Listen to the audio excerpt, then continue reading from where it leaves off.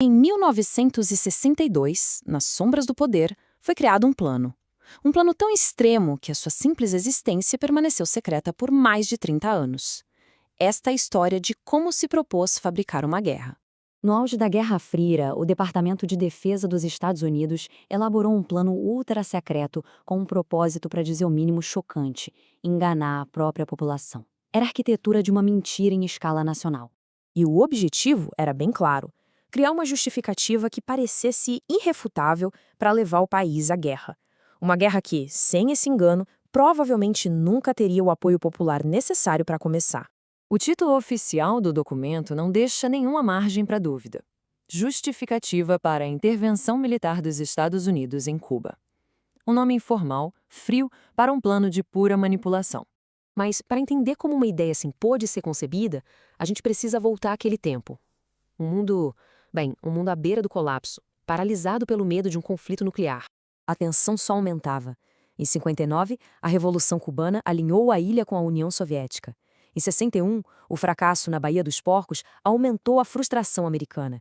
E aí, em 1962, o cenário estava montado, com o mundo todo na beira de um precipício nuclear.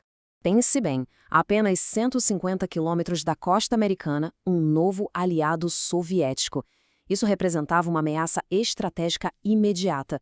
A proximidade de Cuba transformou a ansiedade da Guerra Fria em uma questão de segurança nacional urgente.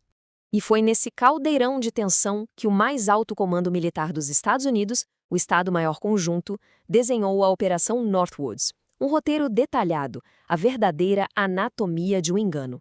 A essência do plano era criar um pretexto, uma operação de bandeira falsa. Basicamente, criar uma razão fabricada para justificar uma ação militar, uma causa falsa para uma guerra bem real.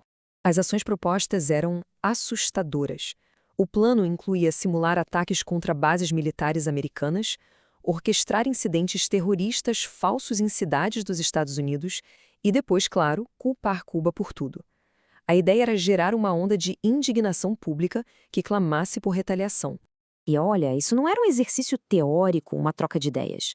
A Operação Northwoods foi um plano formalmente elaborado e apresentado para aprovação lá nos mais altos escalões do governo. O momento da decisão tinha chegado. O documento subiu na cadeia de comando, passou pelo secretário de Defesa até chegar à autoridade máxima, o presidente John F. Kennedy. E então, num ato decisivo, a linha foi traçada. O presidente Kennedy rejeitou o plano, completamente. Com essa rejeição, a Operação Northwoods foi arquivada. Os eventos descritos em suas páginas nunca aconteceram. O plano foi engavetado, destinado a desaparecer nos arquivos secretos. Mas a história não terminou ali. Embora nunca executado, o plano deixou um legado oculto. Uma realidade que só viria à tona décadas depois, com a abertura de arquivos que eram sigilosos. Foram 35 anos com esse documento trancado sob o selo de secreto, totalmente desconhecido do público. Somente em 1997 é que a verdade finalmente veio à luz. É crucial entender o seguinte: isso não é uma teoria da conspiração. É um registro oficial do governo dos Estados Unidos, hoje disponível para consulta pública no Arquivo de Segurança Nacional. É um fato documentado. A existência da Operação Northwoods, mesmo rejeitada, revela algumas verdades bem incômodas. Revela que decisões de alto nível acontecem muitas vezes longe dos olhos do público. Que opções extremas são, de fato, planejadas em segredo durante crises. E talvez o mais importante, que a história oficial é muitas vezes apenas uma parte da história completa. A revelação desse plano deixa uma pergunta no ar. Uma pergunta inquietante.